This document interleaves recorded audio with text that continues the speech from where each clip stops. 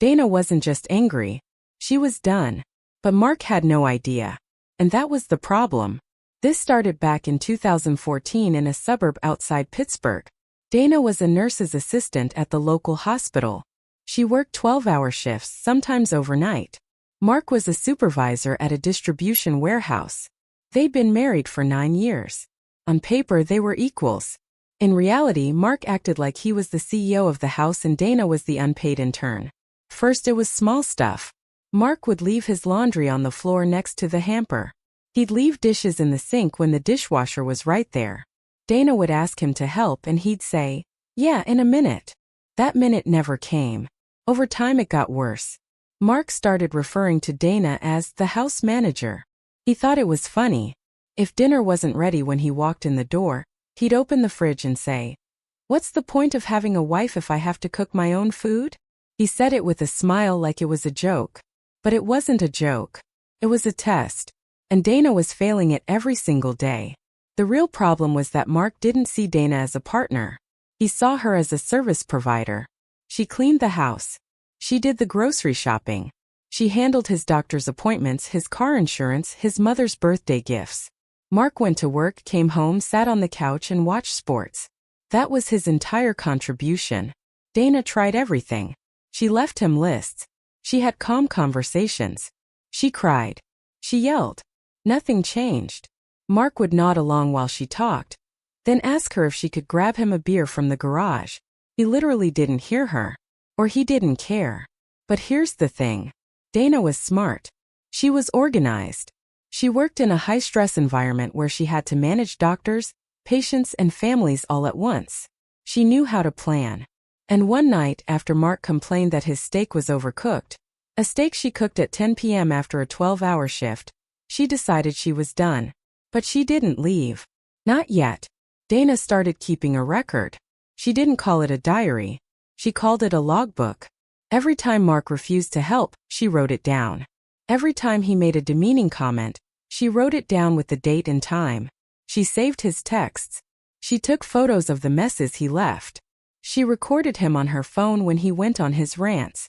She was building a case. Not for a therapist. For a lawyer. But she didn't file for divorce. She did something else. Dana started going back to school. Just a few online classes. She was studying bookkeeping and business management. Mark thought it was a hobby. He called it her little school thing. He didn't ask how she was paying for it. She was using the money she saved from couponing and a small inheritance from her grandmother that she never told him about. Within a year, Dana got certified. She started doing bookkeeping for a couple of small businesses on the side. She did the work late at night, after Mark fell asleep on the couch. She made a few $100s a month. Then a few thousand. Mark didn't notice because she kept depositing the money into a separate account in her mother's name. Now, you might think this is a story about a woman saving money to leave. It's not. It's a story about a woman building a trap. During this time, Mark's behavior got worse. He started making comments about Dana's appearance. He said she was letting herself go. He said she used to be hot, and now she looked like a tired mom. They didn't even have kids. That was another thing Mark refused to help with. He wanted kids, but he didn't want to do any of the work. Dana realized early on that if she had a baby with this man, she'd have 2 children to raise. So she got an IUD.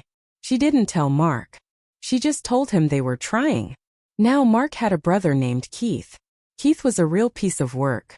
He was always bragging about his rental properties. He owned a few rundown duplexes in the area.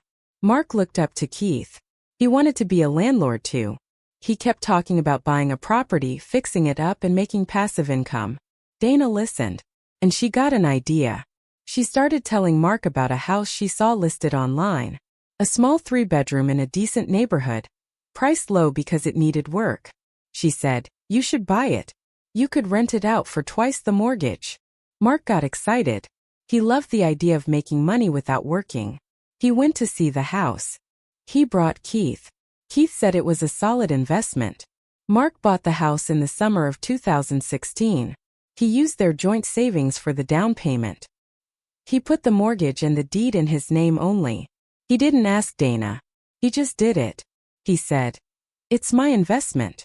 My project. Dana didn't argue. She just smiled and said, "Okay, Mark. Here's where it gets interesting." Mark didn't know the first thing about being a landlord. He thought he could just buy the house, paint the walls and wait for the money to roll in. But the house had problems. The roof leaked. The electrical was outdated. The plumbing was a nightmare. Mark tried to fix things himself to save money. He spent every weekend at that house sweating and cursing. He stopped complaining about Dana's cooking because he wasn't around to eat it. He was too busy being a real estate mogul. Meanwhile, Dana's bookkeeping business was growing. She had 6 clients now. She was making real money. She was also making connections. One of her clients was a divorce attorney named Rachel. Dana didn't hire Rachel for the divorce. Not yet. She just asked Rachel about property laws in Pennsylvania. She learned something very important. In Pennsylvania, marital property is divided equitably, not always equally. But there's a thing called dissipation of marital assets. If one spouse wastes or hides money during the marriage, the other spouse can be compensated. Mark had used joint savings to buy a house in his name. That was a problem for him. But Dana didn't point that out. She just kept notes. Then, in early 2017, Dana found out Mark was lying about something else. He had a second credit card she didn't know about. He was using it to buy materials for the house and to pay for lunches with a woman named Carla. Carla was a real estate agent. Mark met her at an open house. They were working together on finding tenants. Dana found the texts. She didn't confront him. She just took screenshots and backed them up to a cloud account. But here's the thing. Dana's plan wasn't just about divorce. It was about teaching Mark a lesson.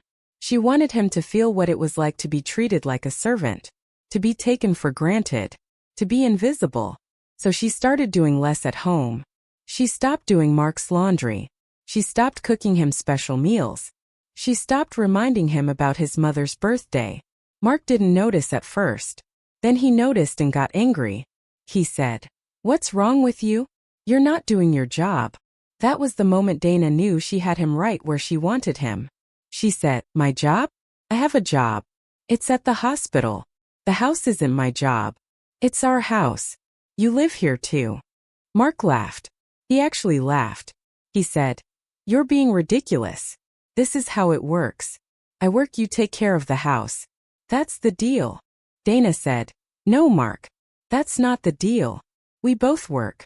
We both live here. We both need to take care of it." Mark shook his head. He said, "If you don't like it, you know where the door is." That was his mistake. He thought she was bluffing.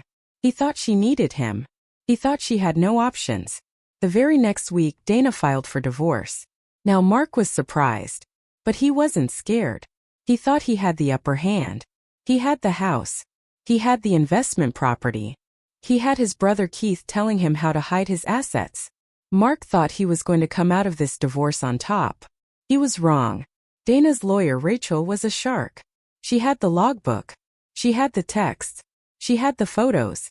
She had the bank records showing Mark used joint funds for the house. She had the credit card statements showing the lunches with Carla. She had everything. But the real bombshell came during discovery. Dana's lawyer asked for Mark's financial records. Mark tried to hide his second credit card. He transferred money to Keith's account to pay off a debt that didn't exist. He undervalued the investment house. He thought he was being clever. But Rachel had seen this 100 times. She hired a forensic accountant. They found the hidden accounts. They found the transfers. They found the lies. The judge was not happy. In the end, Dana got the investment house. She got half of Mark's retirement account. She got the money he tried to hide. And she got a monthly spousal support payment for the next 3 years. Mark was furious. He had to move back in with his brother Keith. He had to pay Dana money every month. He called her every name in the book. He told everyone she was a gold digger. But Dana didn't care. She had what she wanted. She had the house. Now here's where the story gets even better. The investment house was a mess. Mark had done a bunch of half-finished repairs. The roof was still leaking. The plumbing was still a nightmare. Dana could have sold it as is and walked away. But she didn't. She hired a licensed contractor. She used the money from the divorce settlement to finish the renovations properly. Took 3 months. She put in new floors, a new kitchen, new bathrooms. She turned that rundown duplex into a beautiful single-family home. Then she moved in. That's right.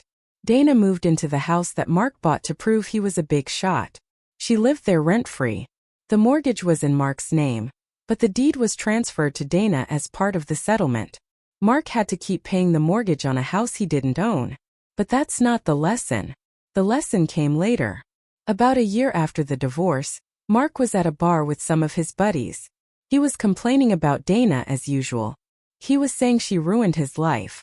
He was saying she stole his house. He was saying she was a terrible person. One of his buddies, a guy named Steve, listened to the whole rant. Then Steve said, "Wait, is your ex-wife Dana? Dana who used to work at the hospital?" Mark said, "Yeah, why?" Steve shook his head. He said, "Dude, she does my company's books. She's good. She's really good. She saved us a fortune last year." Mark didn't know what to say. He had no idea Dana had built a whole career while he was busy nailing drywall and flirting with Carla. He thought she was just a nurse's assistant. He thought she needed him. He thought she was nothing without him. But she wasn't nothing. She was everything he wasn't. She was a business owner. She was a homeowner. She was free. And then Steve said something that really shook Mark. He said, "Yeah, she's actually my landlord. I rent my office space from her. She owns that whole building on Liberty Avenue." Mark nearly choked on his beer. He had no idea. He had no idea that the woman he treated like a servant was now a business owner and a landlord. She was doing the exact thing he always wanted to do. She was making passive income. She was building wealth. She was winning. Mark went home that night and looked up the property records online. Sure enough, Dana owned the building. She bought it 6 months after the divorce was final. She used the money from the settlement and a small business loan. She fixed it up and rented it out to 3 different businesses. She was making more money than Mark ever made at the warehouse. And that's when it hit him. He didn't lose the house. He didn't lose the money. He lost the game. He played himself. But Dana wasn't done teaching him lessons. In 2019, Mark got a letter in the mail. It was from Dana's lawyer. It said that Mark had violated the terms of the divorce settlement. He had failed to refinance the mortgage on the investment house into his own name. The mortgage was still jointly held, and Dana had been paying it out of her own account to protect her credit. The letter demanded that Mark immediately refinance or sell the property. If he didn't, Dana would take legal action. Mark panicked. He couldn't refinance. His credit was destroyed from the divorce and the hidden debt. He couldn't sell the house because he didn't own it anymore. Dana did. He was trapped. He called his brother Keith. Keith called his lawyer. The lawyer said, "You're screwed, Mark. You should have refinanced a year ago." Mark had no choice. He signed a quitclaim deed, giving up any remaining claim to the house. He had to pay Dana back for the mortgage payments she made. It was almost $11,000. Dana took that money and bought a new car. A Mercedes. Mark saw her driving it one day. He was at a red light. She pulled up next to him. She didn't even look at him. She just drove off. That was the last time he ever saw her. Now, some people say Dana was ruthless. They say she planned the whole thing from the beginning. They say she used Mark's ego against him. But Dana says she didn't plan anything. She just stopped waiting for Mark to change. She started taking care of herself. And when she had enough, she left. The lesson here isn't about revenge. It's about respect. Mark treated Dana like a servant. He thought she was replaceable. He thought she was weak. He thought she would never leave. But she did leave. And she took everything he thought belonged to him. The house he bought to prove he was a man. The career he wanted. The respect he craved. She got it all. And Mark? He's still living with his brother Keith. He's still working at the warehouse. He's still complaining about his ex-wife to anyone who will listen. But nobody listens anymore. Because they all know the truth. Dana didn't ruin Mark's life. Mark ruined Mark's life. Dana just stopped cleaning up the mess. And that's the story of how a woman who was treated like a servant became her own boss. Funny how that works, isn't it? You never really know what someone is capable of until you push them too far. And Mark found out the hard way.